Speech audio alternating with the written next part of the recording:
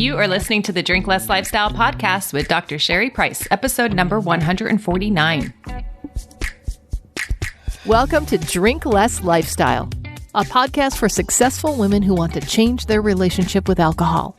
If you want to drink less, feel healthier, and start loving life again, you're in the right place. Please remember that the information in this podcast does not constitute medical advice. Now, here's your host, Dr. Sherry Price.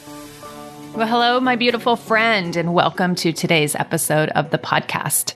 I want to start off by saying thank you to all the people leaving reviews of this podcast, and also those of you who have been reaching out to me and telling me how much this podcast has been helping you.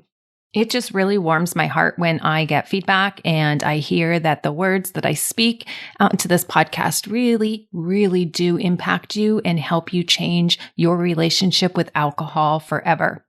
That is a goal of mine, and I know for me, the messages that were out there around alcohol weren't the ones that resonated for me in my journey, and just hope to be a voice to those who want to feel powerful again, don't want to be told that they are powerless around their choice to drink or not drink, and that abstinence has to be the only way.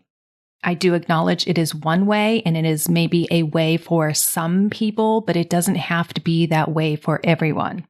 And I think it's really important that we feel empowered along this journey and along the process, because I know it can be so draining to be in that shame cycle or to feel like you're not doing it right or you keep failing. And I think that's why a lot of people wind up giving up and not finding their way to their truth and their way to their own success. And just recently, I received a private message from someone that I want to read because when I read this, it just warmed my heart. So I received this message that starts, "Hi, Sherry. Today is 12 months of me not over drinking. I drank a bottle of wine a night for 10 plus years. There was no way I was ever going to stop, ever. Until I listened to your podcast. I Googled every piece of advice I could find until I found yours.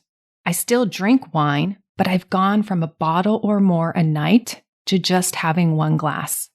When I first started listening to your podcast, I didn't agree with everything you said at first, but still managed to reduce my drinking immediately.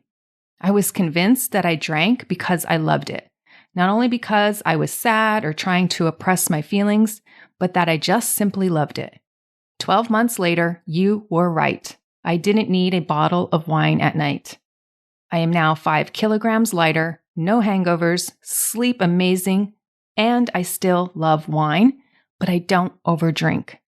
The hardest part for me was my friends and my family understanding, but to be honest, they all now drink less too, and they've supported me the whole way. Thank you. I listened mainly to your podcast from 1 to 100, and they have dramatically changed my life." And then she signs off, Sarah. Well, Sarah, I'm so glad you wrote that in. And a big reason why I wanted to read through that is because it's not just me. I know many people say they love wine and they don't think that there's anything wrong with having a bottle, but yet there's that inner voice, that little nudge saying, maybe this is something that I should cut back on. Maybe this is something I should evaluate or reevaluate and see if I want to curtail it even more. And I love that she says not everything resonates, right? Not everything's going to resonate. You have to find your own path. You have to discover your own why. You have to answer these questions that I put out there each week because this is an individual journey. And so I applaud you, Sarah, for really diving in, really doing that work and getting to that space where you can just enjoy alcohol in a small quantity and not go overboard where it causes negative consequences in your life. And if you have an amazing story that you want to share, I'd love to hear it. You can direct message me if you'd like. I'm on Facebook. I'm on Instagram. You can even email me. My email is on my website, epicu.com. Or you can write and rate this podcast and leave a review. These reviews mean so much to me, and I am so appreciative when I receive them, so thank you. So on another note, I want to share with you that I have something that I am creating, another program, that is going to be amazing. And I'm just dropping the hint right now because we will be launching it this fall, and I am absolutely loving this new program for a better health, better wellness journey, because I know that's what I am on for myself. I am so excited for this new program because I am so passionate about helping women navigate the perimenopause, menopause time, and how our bodies are changing, how our hormones are changing, how our weight is fluctuating and redistributing, and what we can do about it so we don't think that weight gain is a normal part of aging, that we don't think that our health has to decline as we go into our later years, and how we can really honor that process and honor that journey that our bodies are changing and not just stick our head in the sand about it either. So really developing those healthy habits, those healthy lifestyle habits that really have the most profound effect on our health and wellness. And so stay tuned because I will be sharing the details here on my podcast first, as well as on my newsletter. So if you do not subscribe to my newsletter and you want to, then head on over to epicu.com and you will see where you can sign up to receive updates and a newsletter that I send out every Sunday. And I highly suggest you get on the list because this program will fill up and it's going to be amazing. All right, so for today's topic, what I want to talk about is something that I've been hearing a bit around certain circles that I've been hanging out in. And it's something that I really want to address because I really believe this will help you. So I'm calling it this concept of what people think, and they don't say it this way, but it's really how they're thinking about drinking, is that there's somehow an obligation that they feel that they need to drink. So while that's not the term they use, right? I feel obligated to drink. Sometimes they may, but oftentimes you'll hear it in different formats. Like maybe they're out with a friend and they think their friend invited them out because they did. They said, hey, let's go out for cocktails or let's go out for drinks.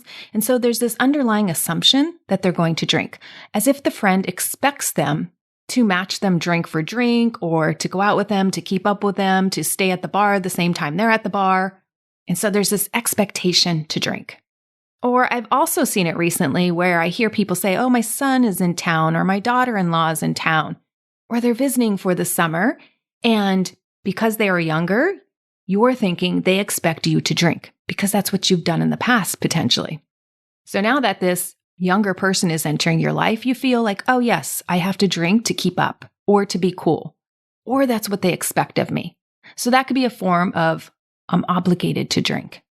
Or it could be more subtle, like, oh, I'm vacationing, or I'm at the Cape, or I'm at my summer home, or I'm at my vacation timeshare. And when I'm here, it's just what I do. I'm just feeling obligated to drink. It's just what I do. Or in other ways, I see this show up is like, oh, I live in a boozy city. Everybody here drinks. I'm in New York City and everybody here just drinks. Or I'm in Denver and it's opening day and everybody drinks on opening day. Or I'm in England or Australia and the pubs and the clubs and the night scene and it's summer and summer is a big deal here. And so when we go out, we drink. Or it could be another subtlety, right? You want this bougie experience. It's a ladies' night out. And so this bougie experience because you're going to this upscale place, wine, or there's a wine food pairing. Or maybe you're visiting the Amalfi Coast and you want to try some of their drinks like the limoncello. Or you're in Europe and you see all the Aperol spritzes. But there's this sense of like, yes, I am there doing this and I'm expected to drink. Now, I'm not saying any of those are wrong, and I'm not saying not to do any of those. All I'm saying is really, are you obligated to drink? And I think it's really something that we want to tune in and question, right? Like, why are you feeling obligated to drink based on where you live, what you're doing, what event you are attending, who's going to be there, other people's expectations of you, what time of year it is, and all of these things? I just want you to notice that. I want you to notice all of these factors and exactly which factors affect your drinking. Because this is so important to know. If you really want to get a handle on your drinking and not overdrink, it's really good to know what factors do affect your drinking. Because here's something I want to say that's going to just blow your mind. There is no such thing as obligatory drinking.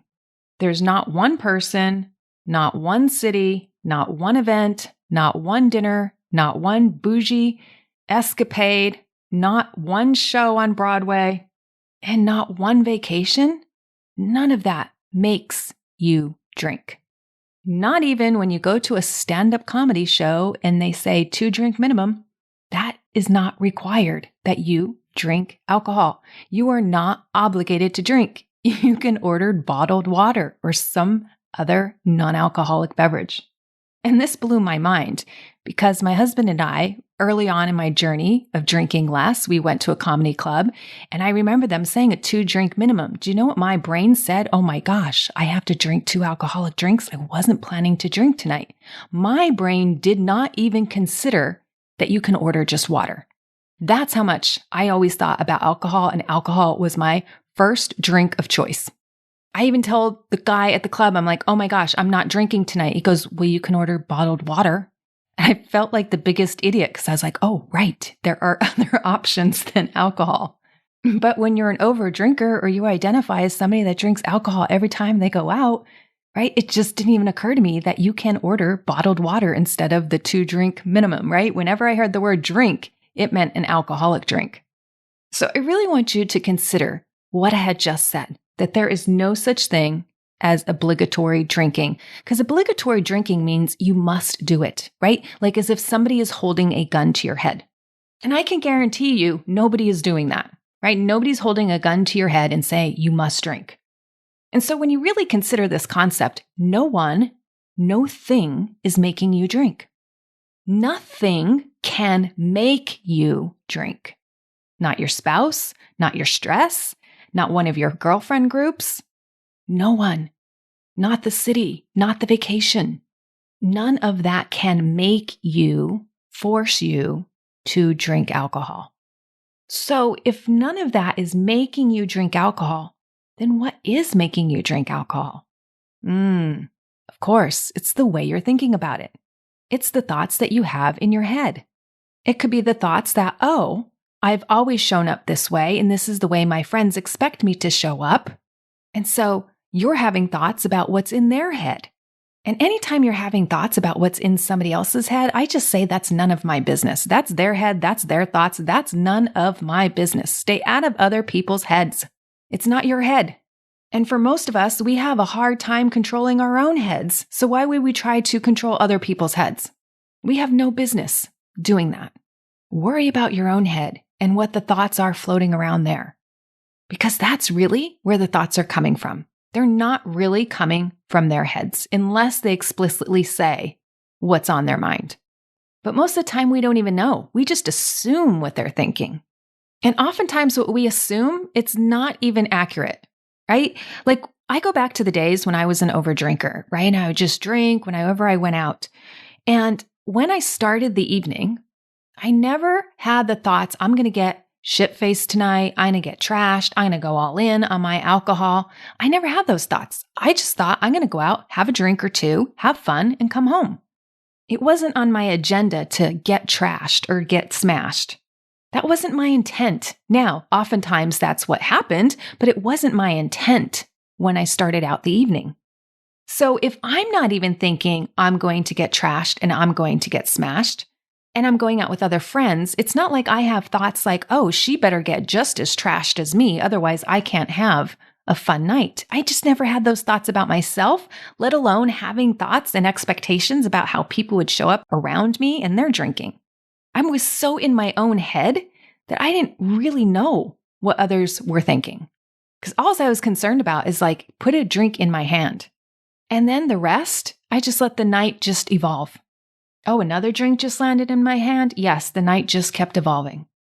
And here's also something I want you to consider. I don't think many people go out with the agenda to get smashed and trashed because nobody wants to be that friend that you have to take care of, that friend that has to be babysat, that friend you have to hold their hair back for because they're throwing up or take them home early or worry about them and making sure they're not going to drive or get home safely.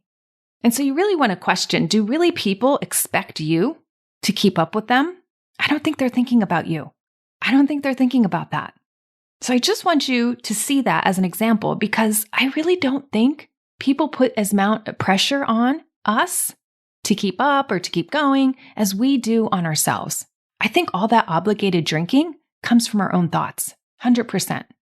And I really want to take this concept just a bit further outside of the drinking zone or drinking area topic Because I hear this a lot in other ways come up on coaching calls when I'm working with clients, is that they feel obligated to do something, whether it's take care of their kids or do this for their kids or do this for their spouse, right? They feel obligated to do something.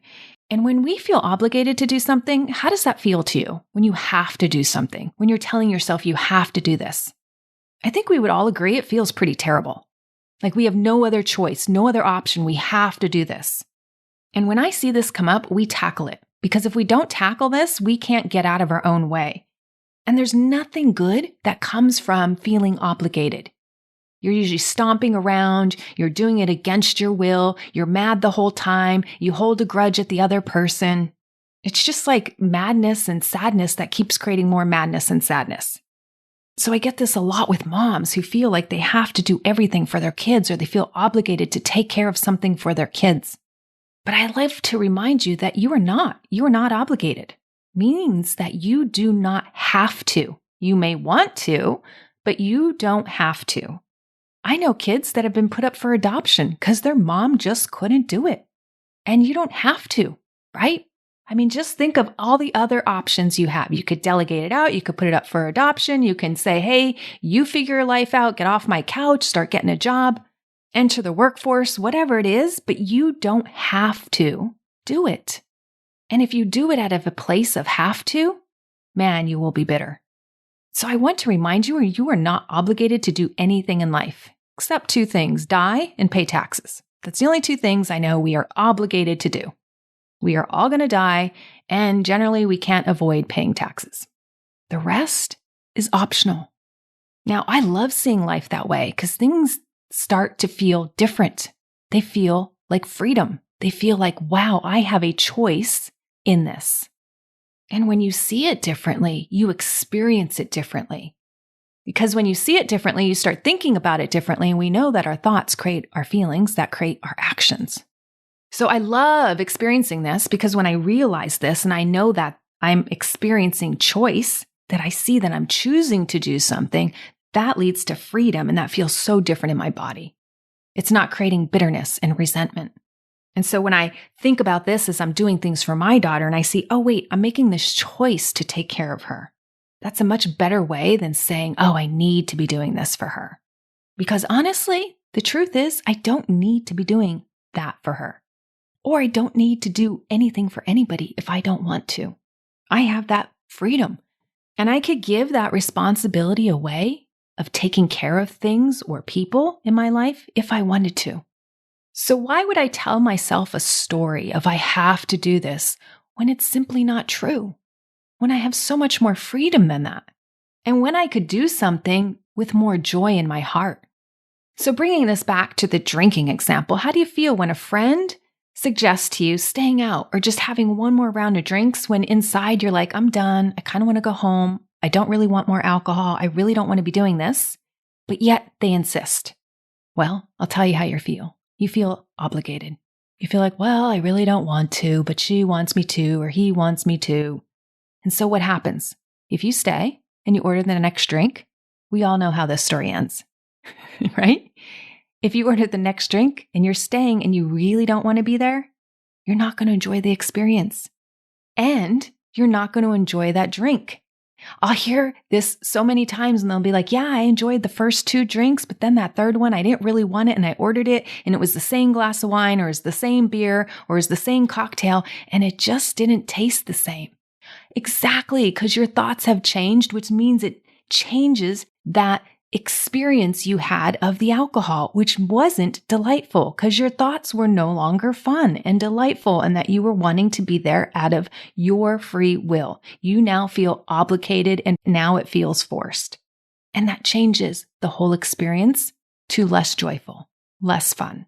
But I want to remind you that you aren't obligated. You didn't have to stay there because there's no such thing as obligatory drinking. What's really going on is that your thinking is creating that feeling. And you know why I will never do this to myself anymore?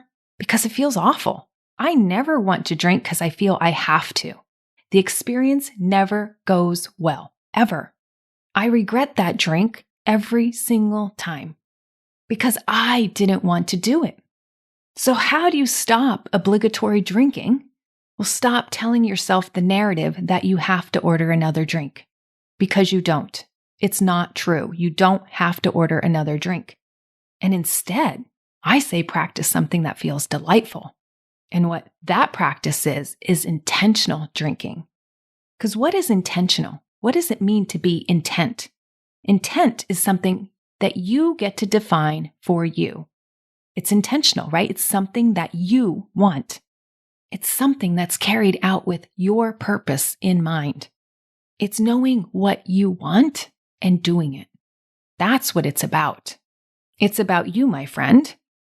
Now, this is where it gets a little challenging because oftentimes when I'm asking clients what do they want, they don't know what they want because they've been so worried and so conditioned to make other people happy and to focus on what other people want that they've lost connection with themselves on what they really want. What I hear is when I say, well, what do you want? You know what I'll hear oftentimes? Well, this is what my husband wants. This is what my kids want. This is what my in-laws want. This is what my parents think. It's about what everybody else thinks that they should do. That's all great, but that's not your intent. And it's not about what you want.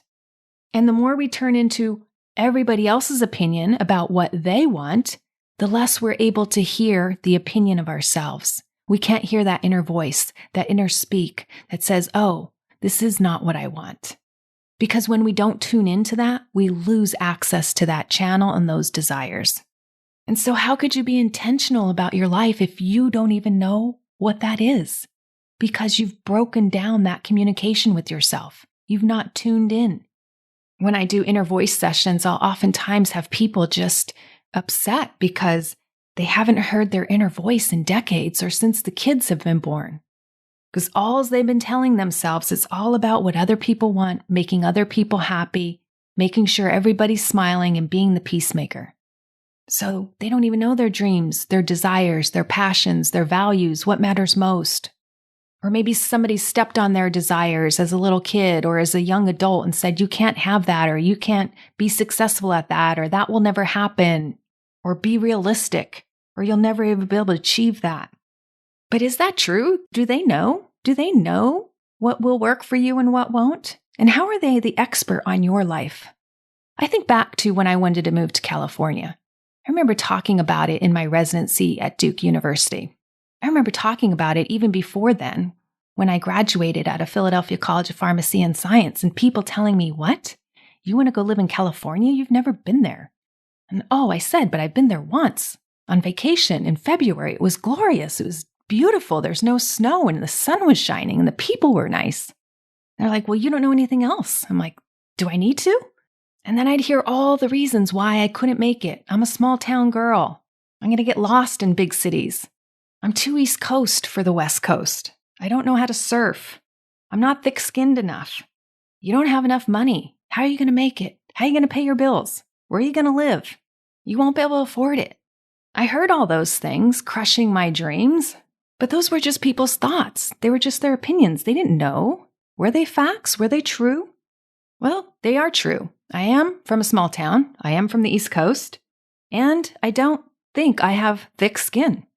I didn't have a ton of money. I actually had a lot of student loan debt, plus a ton of credit card debt. And I remember when I moved out here, I rented my first apartment sight unseen. I found it on the internet, called the front office, the leasing office, said, I'll take one of those. And yes, I never drove on the crazy freeways. And so for those people, they just thought I was nuts. I was crazy. But I wasn't obligated to listen to their thoughts because I had a strong inner voice. I had a strong dream. I had a strong desire for who I wanted and what I wanted and who I wanted to become.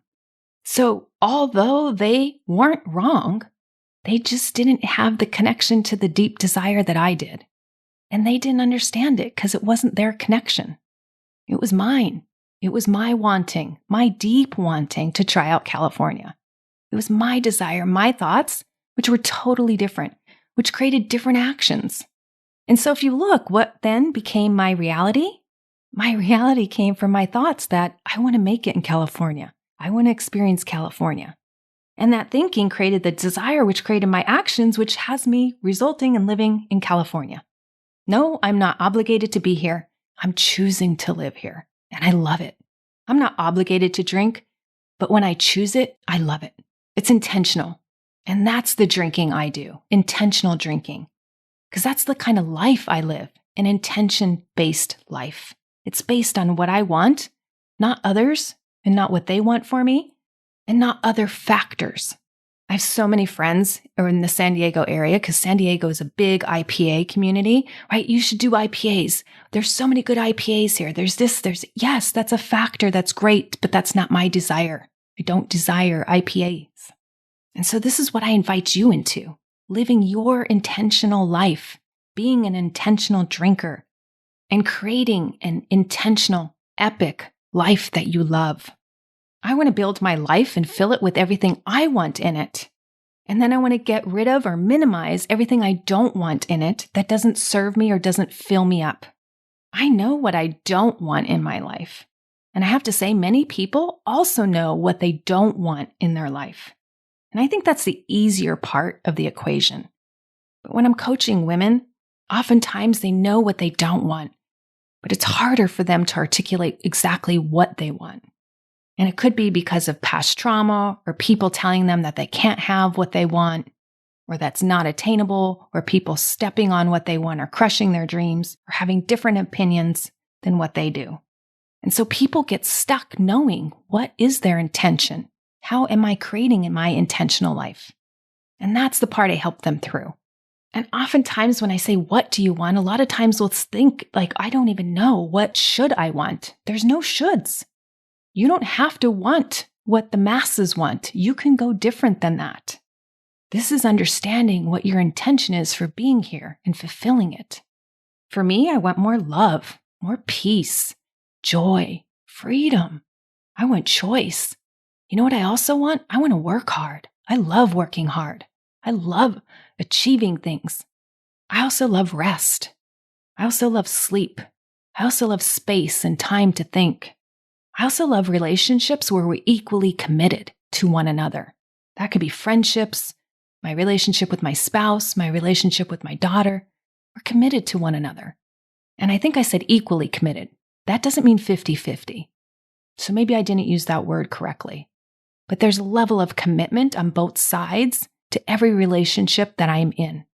And I also demand respect in my relationships. And if I can't achieve that or I can't cultivate that, the relationship must end. I'm also committed to my values, and I'm committed to myself, meaning that when I say something, I show up for myself. And if they're empty words and I'm not actually doing it, why is that? Let me uncover what's going on there, because I want to deepen the relationship with myself, not weaken it. So what's on your list? What are you intentional about? I want to be intentional about what I put in my body, what I eat, where it comes from, what I drink, where it comes from, how much, how often. I want to be very intentional about that, because if I'm not and I'm haphazard and reckless, my body will show for it, and so will my health, and so will my relationships, and so will my wealth. I don't want to be reckless. I don't want to just show up at night and say, oh, how's this night going to evolve, and not really be intentional about the relationships and what I'm curating in that night. Because I see randomness and chaoticness doesn't lead to the life that I love. May lead to a life you love, but it's not a life I love. And how are you using this one life? This one life you get. How are you living it? How are you creating it? Are you leaving it up to somebody else to tell you what to do? Or all the other factors that are telling you or influencing you? Or are you deciding purposefully and saying no to the factors that don't elevate your life and elevate you? I don't want to leave my life to chance. I also don't want to put my life in somebody else's hands. I get to live it. I get to create it. And guess what? I'm not obligated to. I'm choosing to. Because when I choose to, it's so much fun. Because I get to do the things that light me up and bring me joy. So what about you? Are you treating your drinking with any obligation? And if you are, then I invite you to treat it with exquisite intention. It makes a huge difference, and it's life-changing. And just think, when you feel good in life, why is that? If you set out to have one drink and you came home at the end of the night and you had one drink, why are you so proud? Because you set out the intention and you honored your word. And how does that make you feel that night and the next day? Amazing, epic, and that you are living a life fully expressed as your authentic self with total truth, radical honesty. It's a beautiful thing, my friends, and I invite you into it. Stop putting the earmuffs on to your inner voice and start tuning in, turning up the volume on that inner voice, really tapping into your desires and how you want to be intentional with this life and intentional with your drinking. All right, my friends, that's what I have for you today. If you are loving this podcast, I'd be honored if you'd share it with a friend and write a review. It makes my day knowing that this podcast is helping you find your way to create an intentional relationship with alcohol, one that makes you feel amazing. Have a beautiful week, and I'll see you next time. If you want to change your relationship with alcohol and with yourself, then come check out Epic You. It's where you get individualized help mastering the tools so you can become a woman who can take it or leave it and be in control around alcohol in any situation. Epic You is the place for women who want to be healthy, confident, and empowered to accomplish their goals and live their best life. Come join us over at epicu.com/epicu. That's epicu.com/EPICYOU. I can't wait to see you there.